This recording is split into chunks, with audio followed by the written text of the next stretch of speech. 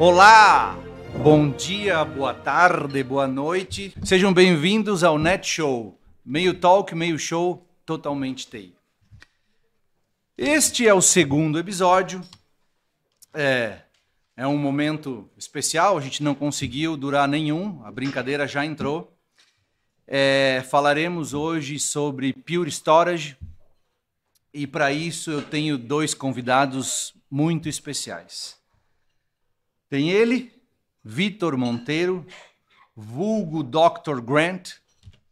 Ele é Partner Technical Manager da Pure Storage, tem mais de 20 anos na área de TI e desses 20 anos, 17 ele trabalha com Storage.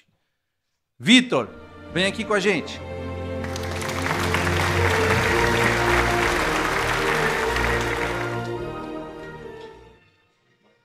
Vitor, meu querido, muito obrigado. Eu que agradeço o convite. Por topar a brincadeira e representar aqui, né, um caçador de dinossauros, um paleontólogo, na verdade, né? Eu que agradeço vocês a comprarem a ideia. Valeu, meu querido. E para fechar o próximo candidato, né, mais uma pessoa para debater aqui com a gente, é Rafael Carvalho, vulgo Dr. Ian Malcolm, né, muito sensual. Ele é diretor de serviços, especialista em infraestrutura, sócio da empresa, trabalha comigo há muitos e muitos anos, certificado em arquitetura e implantação na plataforma da Pure e tem mais de 20 anos na área de TI, né? Faz muito, muito tempo que ele atua nisso. Rafa, chega aqui com a gente.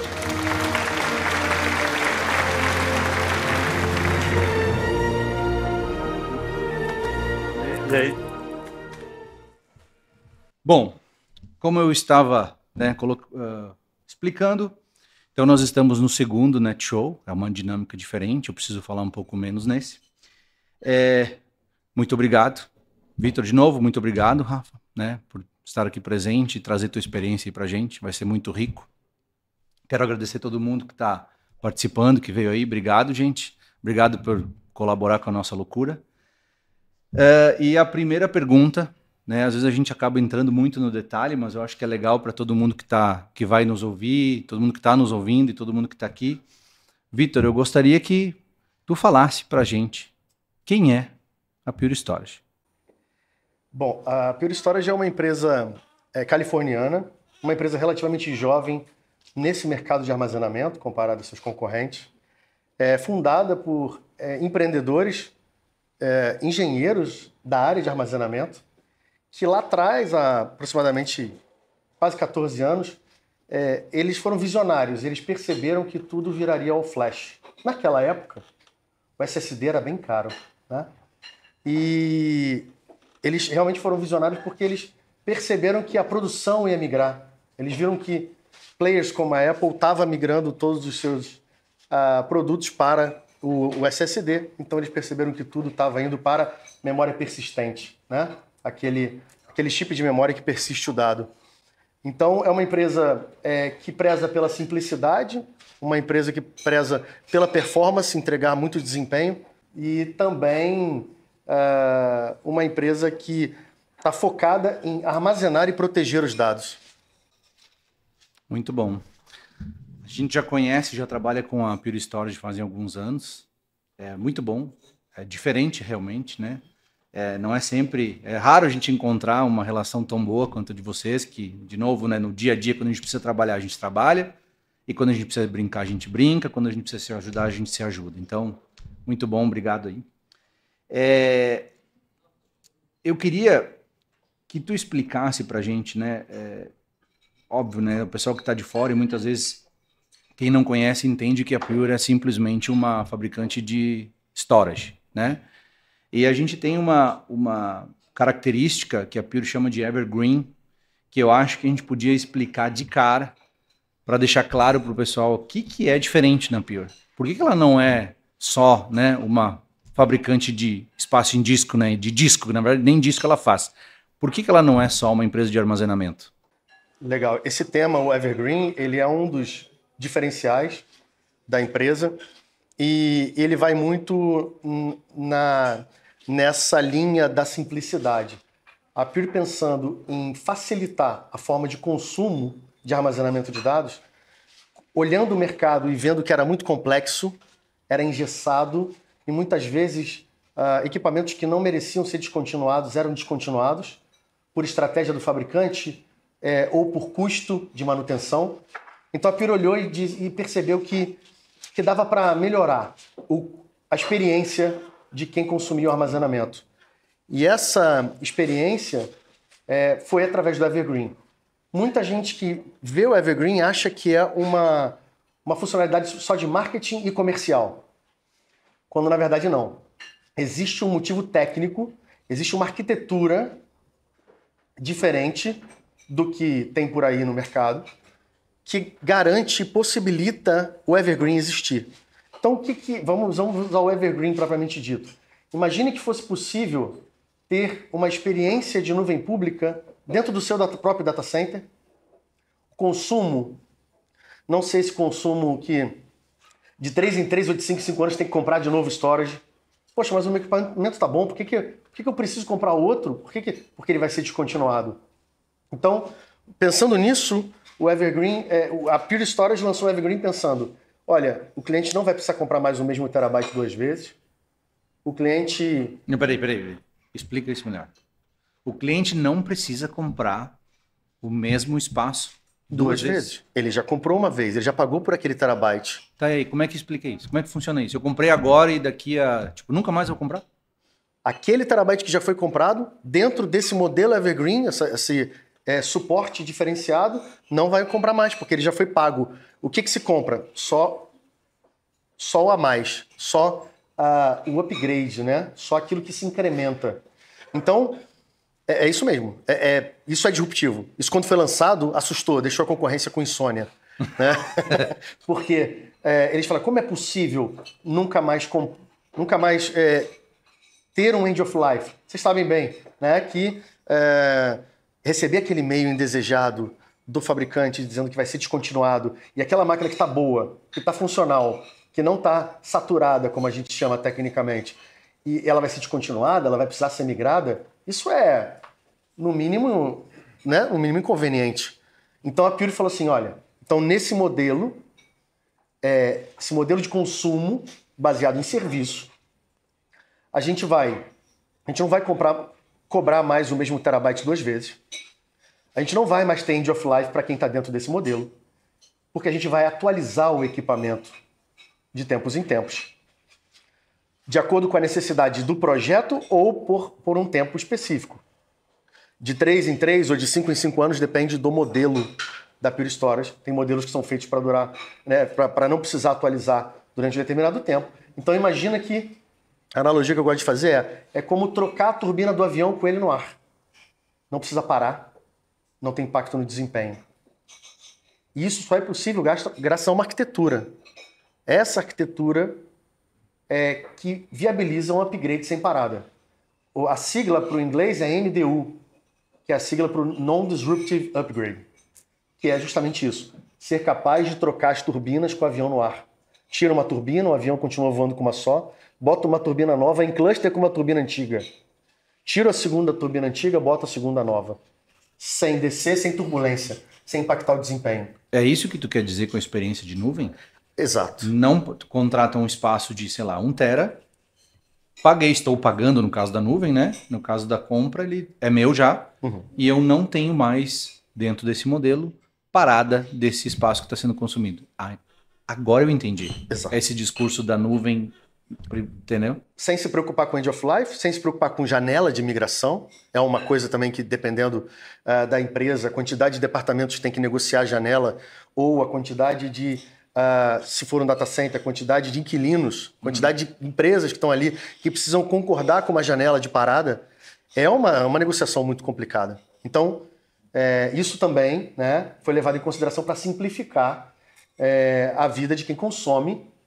E, mais do que isso, levando em consideração, é bem interessante para pedir para a comunidade que nos assiste para pensar nisso. Imagina que ao longo do tempo o hardware é atualizado com mais processamento, com mais memória, né? Com mais poder de processamento, e o software também é atualizado, o microcódigo. que não só além de corrigir pequenos bugs, pode também melhorar o algoritmo de redução. Ou seja, a máquina melhora com o tempo. E não para. Além de não parar, é esperado que tenha uma taxa de redução melhor a cada ano, por conta de atualizações de software e de hardware. Não, peraí, então. Até deixa eu posicionar uma coisa, né? Agora, em relação à mudança de linha, né? Da linha R3 para R4, as controladoras novas tiveram um aumento de performance de 30%. Então, daí quando o Vitor disse, daí não impacta na performance. Não, impacta, só de forma positiva. É isso que eu ia dizer. Então, peraí, então, vamos lá. Eu compro um equipamento que, com o tempo, que normalmente né? Pensamento da época dos dinossauros ali, né? Então, eu compro um equipamento. Eu sei que ele vai me durar, sei lá, 6 anos, talvez, se eu estender a garantia, e que ao longo desse período a performance dele vai ficando cada vez pior. Isso é normal. Aí eu vou lá e vou ter que comprar um equipamento novo, ou seja... Jurássico. Isso, é esse mesmo. Né? O que o Jurassic Park vende lá. Aí eu vou ter que comprar de novo aquele espaço que eu comprei para esse ciclo ficar contínuo. Tá me dizendo que eu vou comprar um equipamento da Pure e que ao longo do tempo ele vai melhorar de performance e eu não vou precisar comprar... Se eu manter o mesmo espaço, eu não vou precisar comprar mais? Exatamente. É isso? É isso. É o Evergreen. Muito bom. Rafa, me responde uma coisa agora, porque assim, nesses últimos tempos aí a gente percebe que o PPT, eu escutei várias vezes o pessoal, né, falando isso, o PPT aceita tudo, né? Então a gente vai lá e fala, a função, meu equipamento tem essa função, meu software tem essa função. E na prática, até tem, mas a gestão, a operação, o impacto na performance muitas vezes torna aquela função, aquela, né, enfim, característica inutilizável. Me explica como é isso no dia a dia. Como isso funciona, como acontece lá na gestão do ambiente, entendeu? No caso de um upgrade desse. Primeiro, falar um pouquinho da experiência de Pure, né? A primeira vez que nos foi apresentada, né, a plataforma, é aquele negócio, o cara olha e diz assim, mas é muito bom para ser verdade, né? E quando testei o equipamento, realmente pude comprovar que aquilo que estava sendo apresentado realmente funcionava. Mas, não sendo suficiente, a gente, vamos apostar então na plataforma e vamos colocar, vamos ter um cliente de entrada e colocar para funcionar. E realmente, tudo aquilo que se prometeu se cumpriu e mais, né? Então, o ambiente por si só, né, ele vai degradando com o tempo. Então, sempre se espera, né, que o equipamento, durante o passar do tempo, ele vá baixando a performance, né, e o cliente tenha que fazer novas atualizações.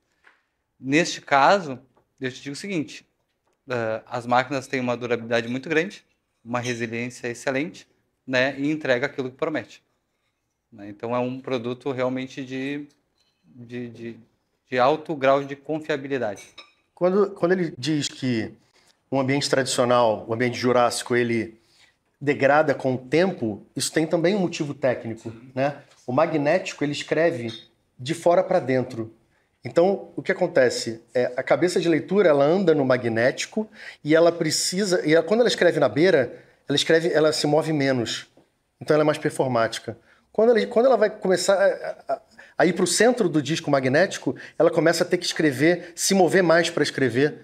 E essa é a parte ruim, essa é a parte difícil. Então, por isso, esse é um motivo técnico real do porquê um magnético, se passar de 70% de utilização, ele tem o seu tempo de resposta exponencialmente aumentado, porque a cabeça de leitura precisa se mexer muito mais do que quando está na ponta do disco. É uma questão física e técnica, tá, pessoal? Então, e obviamente, quando a gente fala de um ambiente all flash, que é basicamente como as plataformas da Pure são baseadas em memória persistente, não existe esse né, calcanhar de Aquiles.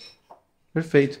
Tem mais alguma coisa do Evergreen que vocês acham importante a gente trazer aqui? Olha, sempre pensando na simplicidade e além da simplicidade, né, que faz com que a gente possa, inclusive no modelo Evergreen, consumir mais ou menos e reduzir a mensalidade, reduzir o gasto, se você reduz o consumo, existem modelos de Evergreen também para isso, para ter uma área reservada e uma área sob demanda, né, com custos diferentes, assim como na nuvem, por isso a experiência. Uhum. Além disso, veja, como a gente consegue... Aí pensem também no lado da sustentabilidade, também atrelado ao Evergreen sempre verde, né? A gente brinca, diz que, né, Orange is the new green, né? O laranja, né, a cor da Pure Storage, a única fabricante player laranja do mercado de armazenamento. A gente também está preocupado com isso. Quando a gente troca a turbina do avião com ele em movimento, a gente aproveita a fuselagem do avião. A gente aproveita o chassi, no caso do storage, do hardware. Então a gente joga menos ferro fora. A gente aposenta menos aquilo que não merece ser aposentado. Uhum. Se a gente tem um módulo que está em boa utilização, por que aposentá-lo? Só porque está end of life? Se ele é compatível, ele fica. Isso é real, não é papo, né, só para hashtag sustentabilidade para ganhar a chuva de like, né, no post. Não é isso. A gente está falando de algo real que aposenta menos, tira de circulação menos ferro, logo o lixo eletrônico, menos lixo eletrônico, impacta na pegada ambiental. Uma coisa até que é bem interessante que a gente vê bastante, né, até na área técnica ali, é quando a gente tem migração, né? Então, às vezes tu vê um rack inteiro, 42 Us, se transformar em 6 Us. Então, tu vê que o impacto é muito grande. Então, questão de sustentabilidade, tu bota aí energia, né? É claro que infelizmente, tu tem que desfazer, né, daqueles 42 Us de equipamentos velhos, né? Mas pensa que quando passar de novo, né, o período que tu teria que trocar de novo aqueles 42 Us por mais 42 ou um outro rack do lado, não, né? Tu pode, inclusive, pelo fato de ter o aumento de tamanho de terabytes por módulo ao passar dos anos, que é uma coisa que a Pure se preocupa e vem trabalhando bastante em cima disso. A tendência é diminuir. A tendência é diminuir. Então, talvez em 5 anos aqueles teus 6 Us virem 3. Então, tu quer me dizer que eu tenho menos área no data center, consequentemente menos consumo de energia, de equipamento, provavelmente menos consumo de energia para refrigerar aquele ambiente, e a tendência é que esse equipamento performe cada vez mais e tenha cada vez menos espaço. Exatamente. Menos espaço ocupado, né? Mais performance. Quando a gente substitui o magnético, né, a gente tirou justamente aquilo que dissipava mais calor, consumia mais energia, e era um motor rotacional, né, um spindle, como a gente chama, e aquilo ali queimava muito. Né? Então, existia uma incidência maior de falha, deixando o ambiente mais vulnerável para ter que ficar trocando aquelas peças. Existia um consumo indireto de data center com energia, dissipação de calor, refrigeração, né, para poder atender essa demanda de dissipação de calor, e também a área de data center. Tem muitas empresas que fazem colocation, tem muitas empresas que têm custo de data center. Se você reduz de racks para US, isso também faz uma diferença no custo total de propriedade. Tá, e agora eu queria explicar para o pessoal por que a gente tá vestido desse jeito, né? Porque a gente começou a falar, começou a brincar e ninguém talvez não, né? O pessoal já entendeu a referência. Mas a gente escolheu o tema, né, do Jurassic Park porque existe um projeto na Pure Storage chamado Projeto Meteoro, que tem como objetivo, né, eliminar os dinossauros. Então a gente aqui está caçando os dinossauros, entendeu? A gente está tentando. Eu sofri um ataque, infelizmente. Eu vou ter que tirar isso aqui em poucos minutos, porque eu não aguento esse negócio, não respira. É impossível. Morrer de calor. E enquanto eu faço isso, eu queria que, Vitor, tu explicasse pra gente o que é, né, esse projeto Meteoro. Correto. Exatamente. É muito legal a gente, como uma empresa, né, moderna, jovem, a gente tem essa pegada de ter temas, de trabalhar com não só analogias, mas de uma maneira leve a tecnologia, né? Assuntos mais complexos a gente trabalha de uma maneira leve. O projeto Meteoro, como o Henrique falou, foi criado para acabar com os dinossauros sendo os magnéticos. Então, o primeiro dilema que o mercado de armazenamento passou, quando o all-flash começou, ele era caro. Então, o primeiro dilema que tem que ser quebrado, o paradigma o all-flash não é mais caro, o all-flash é acessível para a produção. Isso já é realidade, isso já é entendido pela maioria, né? Algumas empresas ainda têm um pouquinho dessa dificuldade, dessa mudança cultural de entender que o all-flash já está acessível porque baixou o custo. Mas o projeto Meteoro vai além. É um projeto, né, do último ano. Ele quebra outro paradigma. Quando a empresa foca em atacar um determinado mercado, o mercado dos magnéticos, a gente está falando de ser capaz de entregar 1 terabyte all-flash ao custo do magnético. Isso é diferente. Porque aí a gente está falando justamente que não só o custo do all-flash está acessível, mas que não há mais a necessidade de disco magnético se a gente consegue utilizar para workloads que antes não eram pensados para o all-flash. Então, no projeto Meteoro, família E, né, que a gente lançou, através de tecnologias, né, códigos de redução, desduplicação, compressão, e também a utilização de módulos maiores. Tem que ter alguma mágica para reduzir, né, a área física. Módulos maiores. Então, lançando módulos maiores e tendo a possibilidade de tecnologia de redução de dados, a gente é capaz de fazer projetos e utilizar o all-flash até para repositórios de arquivamento e backup. Essa é a nova quebra de paradigma, né? Porque muitos podem se perguntar, esse pessoal não está batendo bem. Vai botar backup e archive em all-flash? Tá achando que o meu orçamento é infinito? Não, a gente sabe que o orçamento não é infinito. Mas é justamente porque essa é a proposta do projeto Meteoro e a gente aqui, né, caracterizado, né, a gente aqui nessa nossa brincadeira de ser os personagens do Parque dos Dinossauros. Muito bom. Essa ideia, esse conceito, eu ouvi pela primeira vez no ano passado, no evento da Pure Storage, em que o CEO comentou, né? O disco rígido tá morto, né? Acabou. Porque justamente quando você traz para conta todo o custo que ele te oferece, o custo que ele tem, o disco rígido, né? De troca, de falhas, enfim, tudo que a gente falou de consumo, e você compara uma solução dessa com módulos, né, maiores, o preço se equivale. E aí não faz sentido. Não faz sentido nenhum, em nenhuma aplicação, eu usar um disco, né, um módulo que não seja o flash.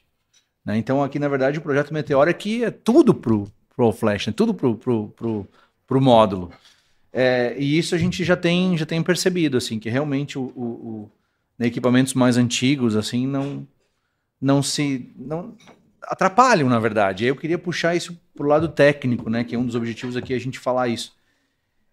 Eu venho eu sempre lembro disso, eu venho desse mundo, então eu sei como é que é. Quando a gente tem, por exemplo, numa situação de recuperar backup, que seja, né, entendeu? Assim, normalmente se você precisa recuperar um backup, ou você está fazendo um teste, ou, de fato, eu preciso voltar ao ambiente.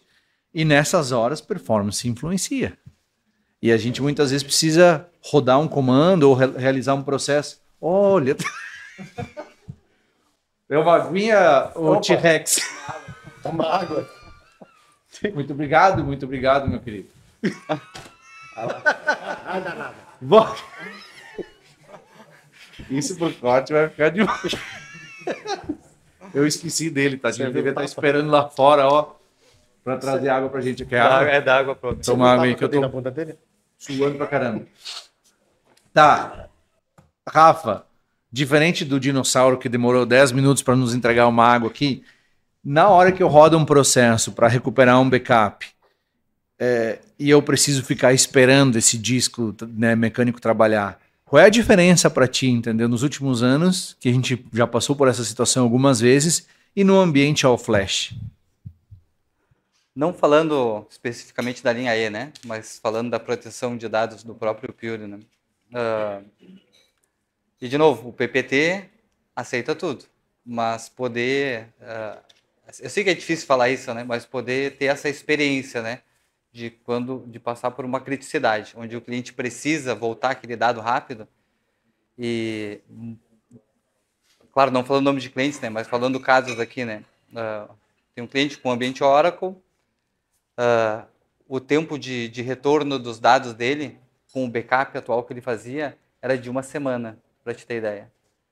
E ele botou Pure, passou acho que uns 15 dias, e ele teve um incidente que teve que retornar uma base de dados. Ia demorar 1 semana. Então, em Pure ele levou, acho que, sei lá, vamos contar aí, o tempo de voltar o dado foi 5 minutos. Né? O tempo de preparar o ambiente, Sim. que ele não tinha pronto ainda, demorou um pouquinho mais, foi em termos de 1h30, né? Mas se tivesse tudo pronto já, seria 5 minutos. Então, para a operação, isso é muito rápido. Tá, esse que eu queria estressar esse ponto, porque assim, na outra vez que a gente conversou sobre outras soluções, eu trouxe um cenário que eu vivia e para minha surpresa ainda era assim. Digamos que eu estou nessa situação e eu preciso recuperar uma máquina virtual, que é o que normalmente, né, o pessoal opera, que tem, sei lá, 1 tera, não sei, entendeu? Se eu estou num ambiente desses e eu coloco lá por dentro do ambiente do hypervisor, né, e eu coloco recuperar, isso demora. Demora. Algumas horas, talvez. Sim. Enquanto isso, eu tenho um serviço parado, a empresa, né, querendo voltar, e eu preciso esperar aquela barrinha correr para daí começar a trabalhar. Porque eu já dei o comando, tem que esperar. É isso que eu queria enfatizar. Tu quer me dizer que numa situação dessas, eu vou lá, clico em recuperar, e em menos de 5 minutos, ou 5 minutos, dependendo, obviamente, do ambiente, aquela barrinha vai correr rápido e eu vou poder trabalhar? É que 5 minutos a gente fala para não avacalhar, né? Porque demora menos, tá? Demora bem menos que isso. Tá. Eu vou te dar um exemplo de uma POC recente que a gente está fazendo, né? Que no equipamento, né? Um outro equipamento, né? Jurássico. O que a gente precisava fazer, um exemplo prático, é um clone, né? Um clone, vamos subentender que seria, né? Tu tem que pegar, transportar o dado de um lado para o outro. E demorou 2 horas para fazer, tá? Daí colocamos o mesmo dado dentro do Pure. Daí ele disse assim, vamos fazer um clone para ver quanto tempo leva, porque me falaram que vai levar segundos. Eu disse assim, não é bem segundos, né? Ele disse, vai demorar quanto tempo? Eu disse, não, faz então. Aí demorou 1 minuto e 20 segundos. Daí ele disse, não, mas demorou 1 minuto. Tá? Então, a mesma coisa se aplica ao backup. Tá? O backup ele vai funcionar da mesma forma, seja para uma máquina virtual, né? Seja para um banco de dados, né? Seja a aplicação que estiver ali, o dado tu retorna em poucos segundos. Tá, muito bom. Vamos para o próximo tema, que eu acho que ele é muito importante e tem a ver com o que a gente está falando agora aqui, né? A Alexa, tá ligado que no jogo tem o Alex? Nós temos a Alexa aí que trabalha nos bastidores. Isso tudo que a gente está falando, é importante a gente trazer o tema simplicidade, né? Porque, por exemplo, tudo isso que a gente está falando é além de trazer um equipamento mais performático, que menor consumo, de novo, estou me repetindo, né? Mas mais performance, menos consumo e moderno, né? Da nossa era. Ele entrega isso de uma forma simples. E eu acho que tem muito da Pure aqui, entendeu? Eu vejo isso na Pure Storage em vários lugares. Ela traz simplicidade para tudo. Conta a história do primeiro manual. Exato. O manual original. Exato. A empresa nessa pegada moderna e sarcástica ao mesmo tempo, né? Ela fez uma série de brincadeiras com a concorrência, que era jurássica, né? Desde criar um manual que era do tamanho do cartão de visita frente e verso. O manual que ensinava a criar um volume e entregar para a aplicação era um cartão de visita frente e verso. E entregou isso no VMworld, no evento, né, da VMware, evento mundial. Então isso foi bastante bastante comentado na ocasião, né? E talvez odiado por alguns. E além disso, tiveram outros sarcasmos, né? A Pure nunca achou que um storage deveria ser do tamanho de uma geladeira. Tiveram ocasiões que a empresa comprou, né, no eBay a geladeira do concorrente e botou chopp dentro.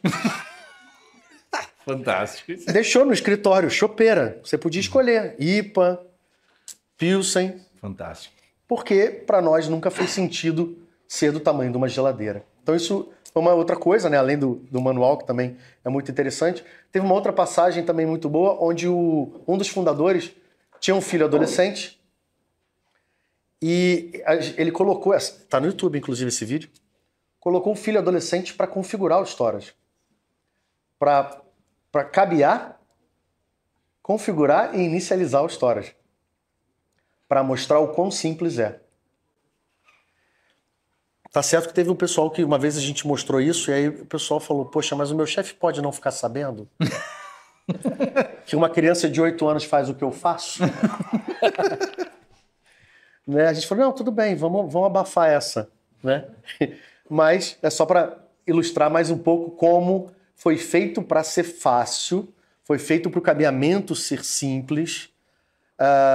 Então, a simplicidade sempre, desde o início, né? Como eu falei, a Pure é focada em armazenar e proteger os dados. No quesito proteger, que o Rafa estava colocando aqui em relação ao tempo de restore, né?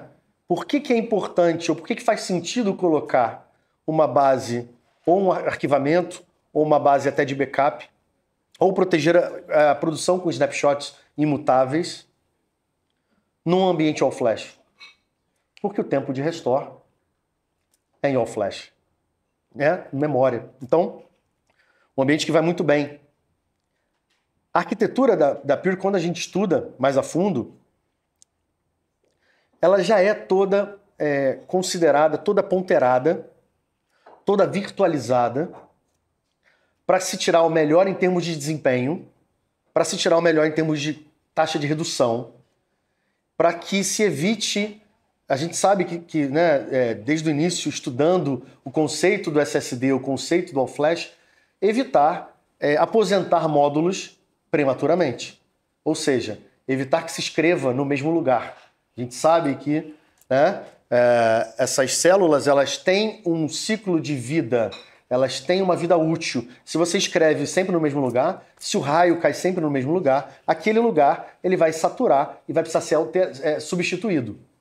Então, é o código. A Pure nasceu uma empresa de software. Poucos sabem disso. Importante dizer. A Pure nasceu uma empresa de software que usava hardware OEM de um concorrente azul. E né? E aí, em determinado momento, a gente falou assim, por que a gente vai continuar usando esse hardware se eu posso usar um meu, feito sob medida? Se eu posso customizar o firmware de cada módulo? E aí passou a fabricar o próprio hardware. Mas nasceu uma empresa de software, virou hardware. E agora, né, nessa nova fase da empresa, vai de uma empresa de hardware para uma empresa de serviços. Porque a gente pode também oferecer para os nossos clientes um modelo de consumo não mais só CAPEX, não mais só patrimônio ativo, né, mas também a possibilidade de vocês consumirem como serviço. Então, é uma mudança também, né, no posicionamento da empresa, né? De software para hardware e de hardware para serviços. Então, me explica uma coisa. Quando eu vou fazer uma compra, eu tenho uma série de opções para selecionar, eu escolho qual função tem, qual não tem, como é que é isso? Excelente. Isso também, eu já, né, aquela história, né, meu passado me condena, já tive outras vidas que não a laranja. Então, eu já vivi em outros fabricantes e consigo comparar muito bem como era. Primeiro que habilitar desduplicação e compressão na produção era proibido. Uhum. Porque a máquina ia chorar. Uhum. Não, ela ia sentar primeiro, depois chorar. Então, era ordem. Não habilita em produção de maneira nenhuma. Desduplicação e compressão é para o backup. Então, essa é a primeira coisa também muito diferente aqui, porque aqui não dá para desligar a desduplicação e a compressão na Pure, ok? Desduplicação, compressão e encriptação não dá para desligar. E outro fator muito interessante, todas as funcionalidades já vão licenciadas. Enquanto o contrato persistir, até o que a gente vai lançar vai ser fornecido. A maioria dos nossos clientes que utilizam snapshots imutáveis, que utilizam o nosso software, né, de proteção contra ataques internos e externos, a maioria dos clientes que utiliza não comprou. Foi agraciado, recebeu a feature depois de adquirir, né?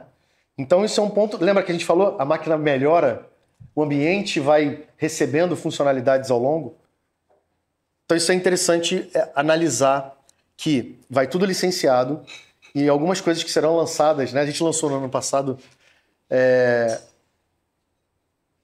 algumas funcionalidades complementares da área de proteção de dados, né? Uhum. É importante a gente colocar aqui também uma outra coisa. O pessoal que é de segurança da informação pode estar assistindo a gente. Vamos separar aqui a segurança da informação da proteção de dados. São complementares e não concorrentes, tá bom? A segurança da informação, normalmente, ela está mais na linha de evitar o ataque, de reconhecer rapidamente, né? Mas principalmente de evitar ataques com filtros, com anti-malware, não é isso? No caso da proteção de dados, pessoal, a gente está interessado, depois que o caldo entorna, como é que a gente volta na velocidade do all-flash? Uhum. De forma íntegra, as aplicações. É o famoso se nada der certo. Quanto tempo vai levar o telefone tocando, né? O menor tempo possível, de preferência. Se tiver que tocar. Obviamente que cada caso é um caso, mas às vezes a gente se pega na seguinte decisão, né? Eu não tenho nada. Onde eu coloco o meu dinheiro primeiro? Na proteção ou na recuperação? Eu vou proteger ou eu vou garantir uma recuperação? É difícil de responder isso. É difícil porque é maturidade, né? Exato. Mas muitas vezes a gente se vê nessa situação e é uma situação que né, talvez faz mais sentido eu estar pronto, eu garantir uma recuperação, né, do que eu botar todas as minhas fichas numa proteção e talvez né, não ter a garantia de que isso vai voltar. Assim como na recuperação, diferente que na recuperação eu tenho certeza de que eu vou conseguir voltar aquele dado. Essa pergunta é muito boa e eu não sei se já tinham feito assim, né, durante um papo, uma conversa. Quando a gente analisa, o que eu faço? Eu evito o ataque ou eu garanto o retorno, né? A gente tem que analisar onde está a raiz do problema. Quem causa, ou melhor, quem possibilita o ataque ser bem sucedido? Não sei, essa é uma pergunta difícil, mas eu acho que, assim, a minha experiência me leva a investir na recuperação, primeiro. Porque eu não tenho certeza que uma proteção vai ser 100% eficiente, mas a recuperação eu tenho. Então ela me dá uma certeza, pelo menos uma, entende? Ela me dá a certeza de que eu tenho que recuperar. Mas essa é a minha opinião, a opinião do Henrique, né? Obviamente cada caso é um caso. Rafa, me fala o seguinte, beleza, tá tudo incluso. Isso aqui, tecnicamente, é uma maravilha. Porque tu não precisa... Cada ambiente, cada cenário é o mesmo. Eu tenho as mesmas funções em todas as caixas que estão rodando por aí. Eu acho que isso vem muito da simplicidade. Acho que é um tema que, né, a gente estava conversando há pouco. A Pure, ela fabrica software e hardware. E é isso. Tá? Enquanto outros fabricantes aí tu vê fabricando até mouse, tu entendeu? Não tinha pensado nisso. Do alfinete ao foguete? Tu tem um foco. O foco é a entrega do armazenamento da melhor maneira possível. Tá? Então, assim, se lá atrás já foi pensado de uma maneira simples, pensa que a cadeia ela é inteira, tá? Então, vem sempre no mesmo ritmo. Então, se tu olhar para um console de Pure, pela primeira vez, para fazer uma administração, tu fica pensando assim, tá, cadê os botões? Entendeu? Cadê aquele monte de menu? E a controladora, onde é que eu vejo a controladora A, B, e daí eu tenho que criar vamos falar um pouco de tecniquez aqui, né? Aí eu tenho os discos, aí eu tenho um grupo de discos, e desse grupo de discos eu vou entregar volumes, e esses volumes eu vou entregar pela controladora A ou B. Então, assim, é uma loucura. No caso da Pure, não. É tudo muito simples. Então, realmente isso facilita demais a operação. Eu imagino, porque eu me lembro como é que era. Terrível. Vamos lá. Aí agora que Vitor, eu vou pegar teu gancho da segurança da informação e a gente vai entrar aqui E quando eu falo segurança da informação junto com Pure Storage, eu não posso deixar de dar um salve pro meu amigo Marcon, que depois vai um corte para ti, ó. Beijinho aí, Marcon, meu querido. Tá de férias, tá curtindo, tá na Bahia, comendo acarajé, sei lá mais o que, mas tá Deve estar curtindo. mexendo a Cape Vodka olhando pro mar. Tá curtindo a vida. E sempre que eu falo de segurança, eu lembro dele, obviamente. Porque a gente fala muito, há muito tempo, sobre o que a Pure Storage traz para a área de segurança da informação. E muitas vezes os nossos projetos foram assim. E aí eu estou falando do Safe Mode, né, e dessa nova função de detecção de anomalia, né, que também veio agregar esse cenário. E eu não posso falar isso sem trazer simplicidade para esse papo, porque hoje eu estava pensando, né, nós teremos um evento na semana que vem, e eu estava pensando justamente nessa situação. Você olha para a concorrência e daí está lá escrito imutabilidade de dados. Legal, está escrito no datasheet, ele faz. E aí eu fico pensando na prática, como é isso? E aí me veio na cabeça uma analogia, assim, a sensação que eu tenho, porque eu sei, é mais ou menos assim, tu tá com um carro, andando a 200 por hora, numa rodovia, sem ruído interno, o giro tá lá em, 3.000 giros, tu tá curtindo uma música, sem problemas. A concorrência tá a 200 por hora. Tá. Só que o giro tá em 8.000, o carro tá gritando, entendeu? E em poucos quilômetros provavelmente vai explodir tudo. E nem todos os modelos da concorrência têm airbag. Exato. Entende? A sensação que eu tenho é essa. Então, assim, quando a gente fala dessa função de imutabilidade e detecção de anomalia, ela traz isso com uma simplicidade absurda. E é isso que eu queria que vocês falassem, né? Safe Mode e detecção de anomalias. Por favor, senhor Vitor. Esclareça-nos. Voltando ao tema do onde é viabilizado o ataque? Aquela pergunta que eu fiz. É o ser humano. É o usuário que recebe um e-mail. Ele recebe um e-mail de um banco que ele não tem conta e ele clica. Ele recebe o e-mail de uma herança, ninguém morreu, e ele clica. Só que ele clica e nada acontece. E aí ele fala, não tenho conta nesse banco mesmo, e volta a trabalhar. Ninguém morreu, por que eu quero uma herança? Não conta para ninguém e volta a trabalhar. Só que aí a pestilência já entrou. E ela fica incubada, aprendendo sobre o ambiente, descobrindo quais são as melhores bases a serem criptografadas. Então, isso é algo muito sério e que leva a empresas a fazerem treinamentos, tentar educar o ser humaninho, mas ele é onde está o elo fraco, digamos assim. Né? Eu não estou falando, não estou querendo falar, não, ser humano, máquina, quem é mais forte, mais fraco. Eu estou falando só que o usuário que está fora da tecnologia, ele tende a ser vulnerável, ele tende a ser um clicador em qualquer link, um clicador de qualquer e-mail. Então, mais uma vez, armazenar e proteger. Como é que a gente protege? A gente integra com software de backup, né? Os nossos snapshots, APIs e plugins. Snapshot não é backup. Vamos deixar isso importante botar. Vamos botar a bola no chão. Snapshot não é backup. Pode ter algum dinossauro aí falando que é backup. Não é. Snapshot é complementar ao backup. Por quê? Porque o Snapshot pode proteger inclusive uma base de backup. Já aconteceu por aí, reza a lenda, que já aconteceu por aí, até o backup server ser criptografado pelo ransomware. Reza a lenda. Então, se essa base está protegida por um snap, a gente pode voltar aquele snap. É um snap imutável.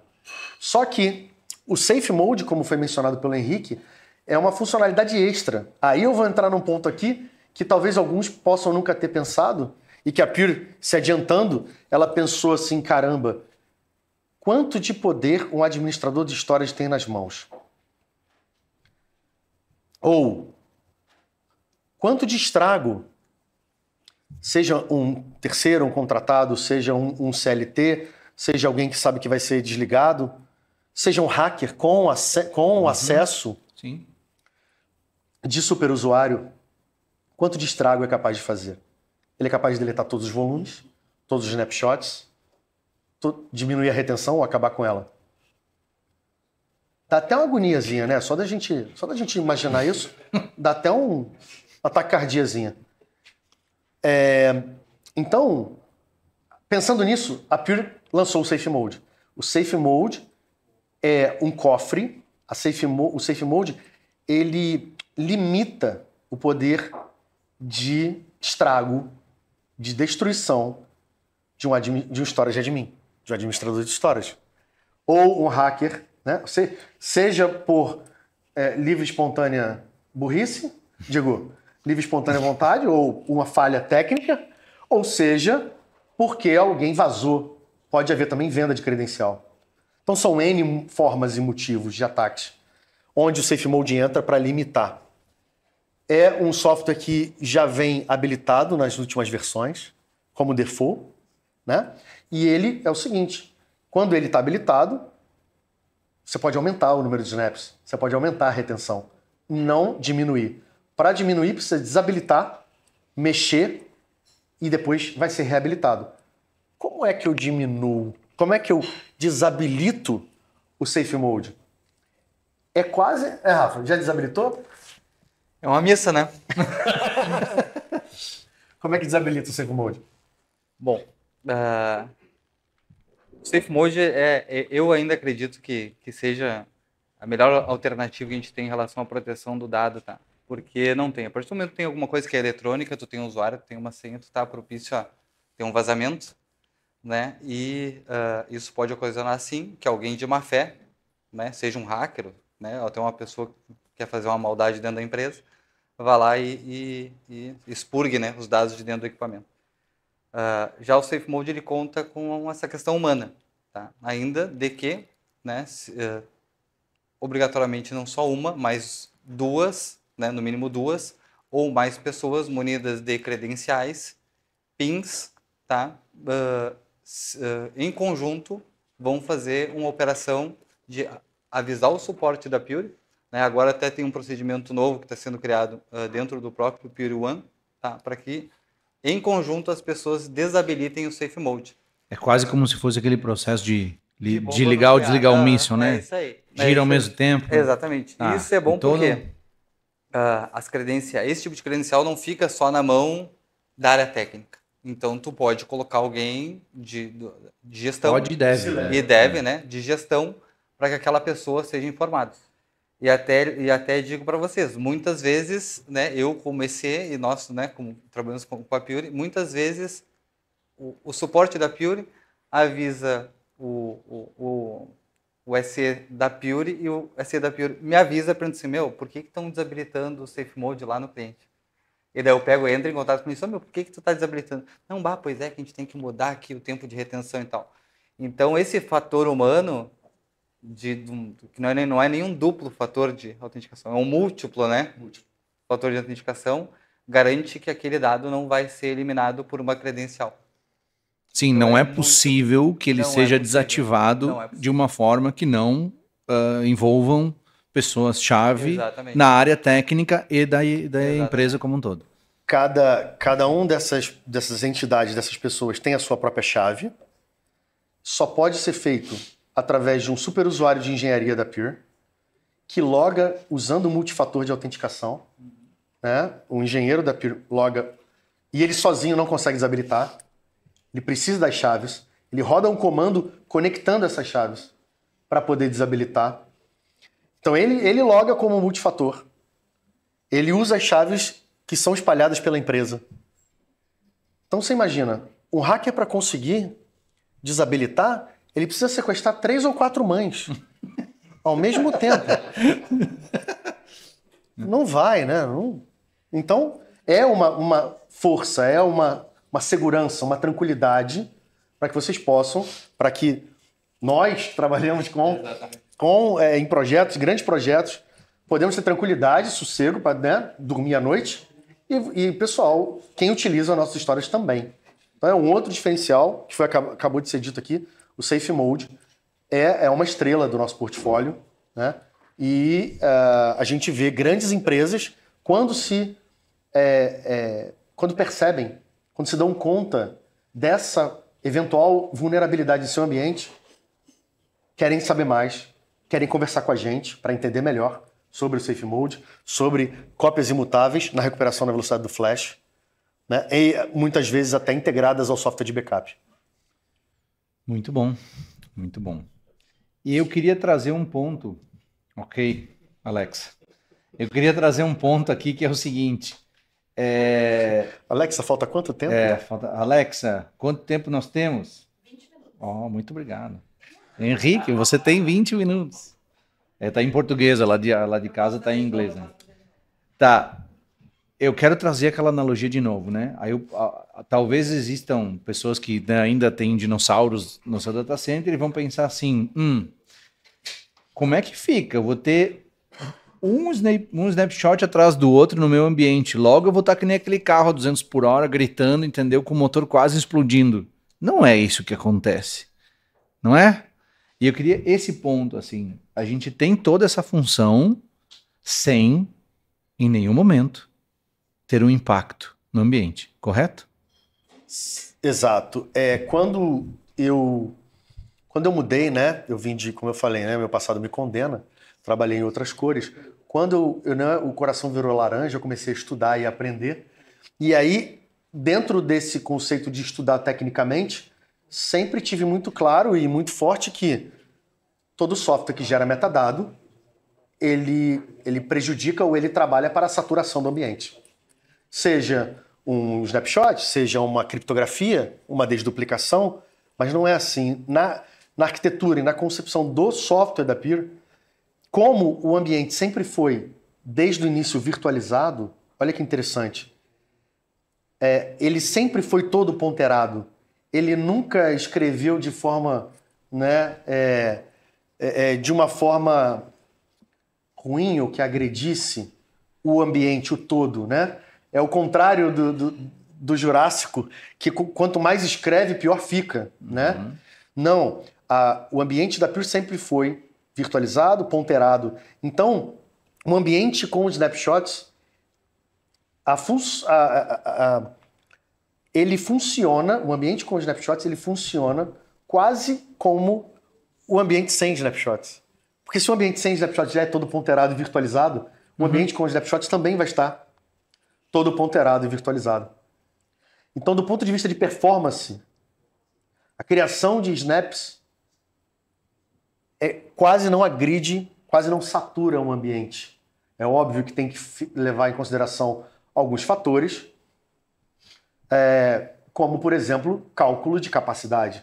É evidente que consome capacidade, isso tem que ser levado em consideração, né, Rafa? Porque depois, quando a gente recebe o alerta, sua máquina está a quantos por cento? Melhor não falar. Melhor não falar. Não responda. Eu vi máquina 105%. Não, isso é lenda. É verdade. Isso é lenda. Então, para te dizer que na última POC que foi feita, o cara colocou 118% dentro da máquina. Essa parte você corta, porque... Mas uma coisa bem interessante referente aos snapshots é que se faz muita analogia até mesmo com o ambiente de virtualização, tá? Senão o pessoal vai achar que é isso, né? Não, pode deixar. O pessoal tá acostumado com... Vamos pegar VMware, né? VMware, tu tem vamos pegar um storage tradicional, né? Tu vai lá e começa a tirar um snapshot. Vou fazer um desupdate, tira um snapshot. Criança. Daí tu vai lá e esquece aquele snapshot. Ele fica lá uma semana, 2, um mês, né? Tu não tem um alerta, nada. Quando vê a máquina ficar lenta, fica aquela coisa, daí tu vê assim, esqueci um snapshot, vou remover. Bom, ali acabou o teu mundo. Pode contar que tu vai... Olha, dependendo do teu volume de dados que mudou, fica uma semana. Outra coisa, softwares de backup às vezes não tem um comportamento assim, 100%. Acontece às vezes, ele vai lá, tira um snapshot, não consegue concluir o backup e fica um snapshot. No outro dia ele tira de novo um novo snapshot, quando vê tu tem 30, 40, 50 snapshots. Tu consolidar tudo isso é terrível. Tá? Então, diferente, né, dessa arquitetura linear de snapshots, né, que tu vai gravando de forma sequencial eles, na Pure não. Daí tu trabalha efetivamente com ponteiro diretamente dentro do hardware, né? E eles são independentes, E não cascateados. exatamente, totalmente independentes. E isso é que traz também o benefício da questão de deduplicação, compressão, né? Ele trata o dado como um todo, como metadados, né? E não como dados específicos daquele objeto que está sendo tratado E naquele aí momento. a gente traz simplicidade, Exatamente. tranquilidade, né? Sossego. Ótimo, muito bom, muito bom. Vitor, me explica o que é essa detecção de anomalia, por favor. Excelente. Isso é uma funcionalidade nova, é relativamente nova, né? Já foi no ano passado, mas relativamente nova. Onde percebeu-se o quê? Qual é o comportamento de uma máquina durante um ataque? Quando se criptografa os dados, ou parte deles, ou né, a maioria dos dados de um storage, aqueles volumes atacados, criptografados, eles passam a ser estranhos ao storage. Então o storage que antes estava guardando, gravando, desduplicado e comprimido, passa a não conseguir mais fazer isso. Então há uma queda abrupta na taxa de redução. Um storage que pode estar fazendo 4, 5 para 1 em vários volumes, num determinado conjunto de volumes ou na máquina inteira, isso, né, ele alarma porque ele percebe que a taxa de redução cai abruptamente. Então essa funcionalidade, que não tem custo extra, que já está embarcada na nossa plataforma de gerenciamento, o Pure One, ele abre um chamado dizendo, olha, possível ataque em andamento. Claro que ainda precisa de intervenção humana, mas isso nos ajuda a ter um tempo de reação menor. Então, o Anomaly Detection é isso. O Anomaly Detection foi um gatilho colocado na plataforma de gerenciamento da Pure, que gerencia nossos arrays, nossos storages, a gente chama de frota, né? Fleet. Uhum. Onde, quando ele percebe que um volume ou um conjunto de volumes tem sua taxa de redução impactada abruptamente, ele alarma, sinalizando um possível ataque em andamento. Muito bom. Eu tenho uma última pergunta. Eu queria que eu já te escutei falando isso. Eu queria que tu, né, nos ensinasse, né, nos colocasse assim a tua experiência nesses anos todos trabalhando com armazenamento, a forma com que tu explica performance e desempenho, que tu diz assim para mim, desempenho não é I/O. Eu queria que tu finalizasse o nosso talk show falando sobre performance, sobre o seu ponto de vista. Eu, como trabalho nessa parte de técnica, de arquitetura e também de capacitação e de treinamentos, eu tenho eu gosto muito de usar o recurso de comparação, de analogia, para tornar algo que é complexo fácil de ser entendido. Então o Henrique citou essa questão, né? Porque a gente muitas vezes recorre a isso.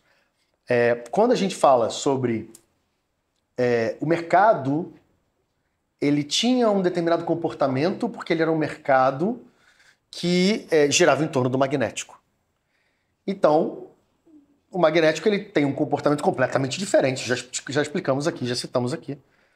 E, obviamente, quando a gente vai olhar o desempenho, a gente também pode ver situações onde uma RFP, um edital, não importa, alguém que quer comprar um armazenamento precisa definir o que quer comprar.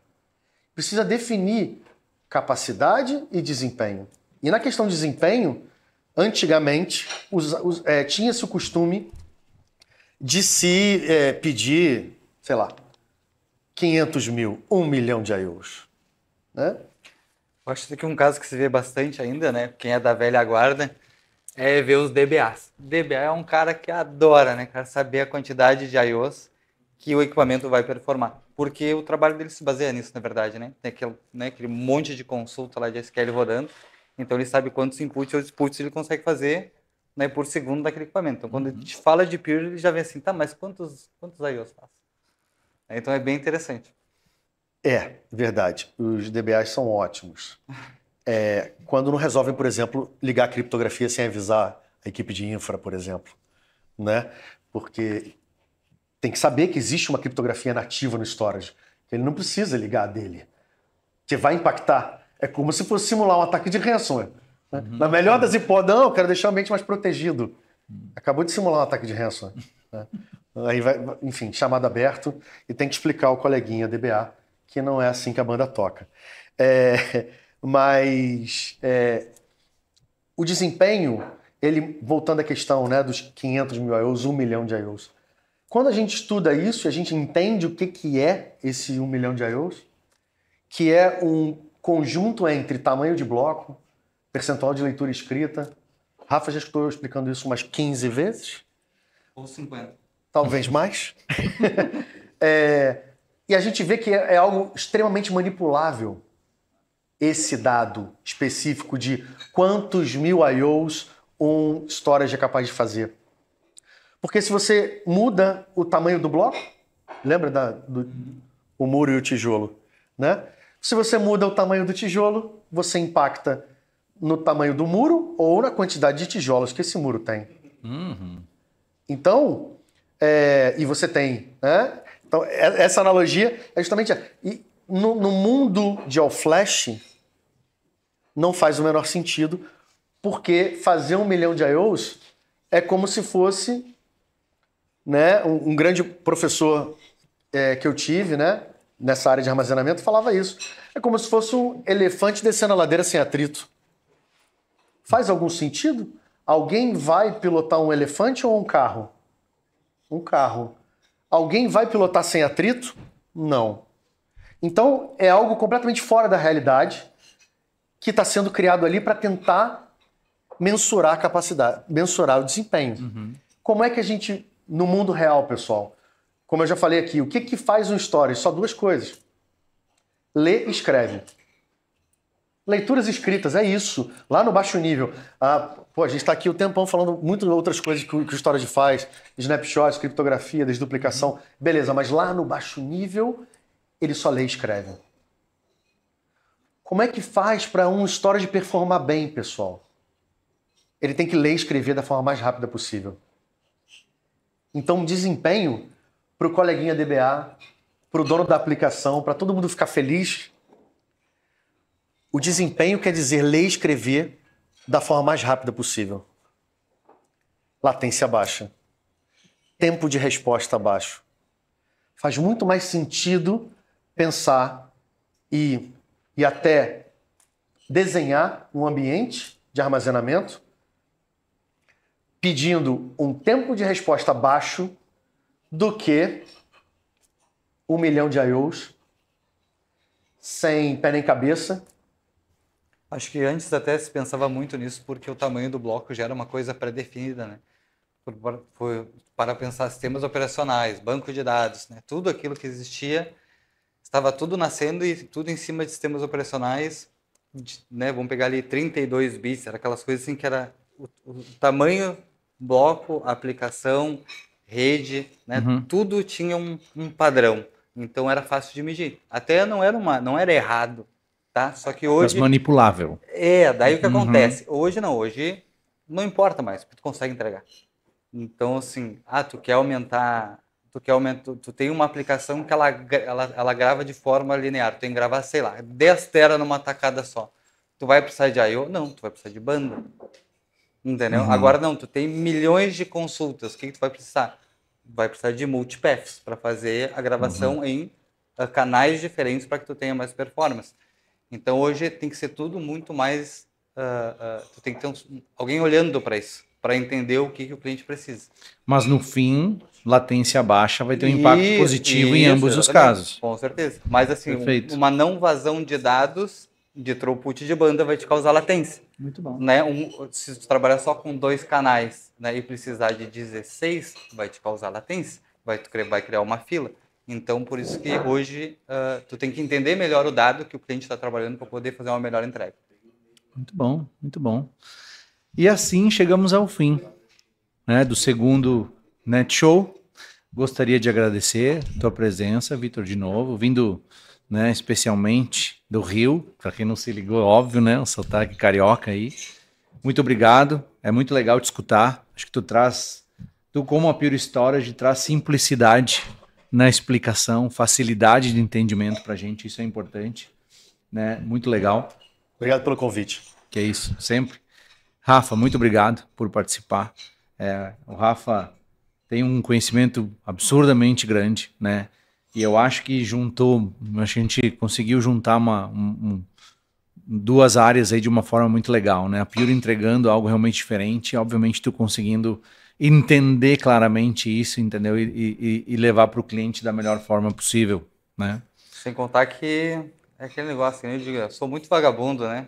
Quanto menos trabalho me dá, melhor, né? Então, se a solução, Faz sentido. que atende, né? Não causa problemas. Né? Não causa paradas no cliente. Então, tá tudo certo. Queria agradecer de novo todo mundo que veio para participar com a gente. Muito obrigado. Agradecer o time do marketing, né, que correu hoje aqui, montou o cenário. Agradecer o time comercial, a nossa querida Alexa, né, que nos acompanhou aí. E, gente, até a próxima, no próximo Net Show. Tá bom?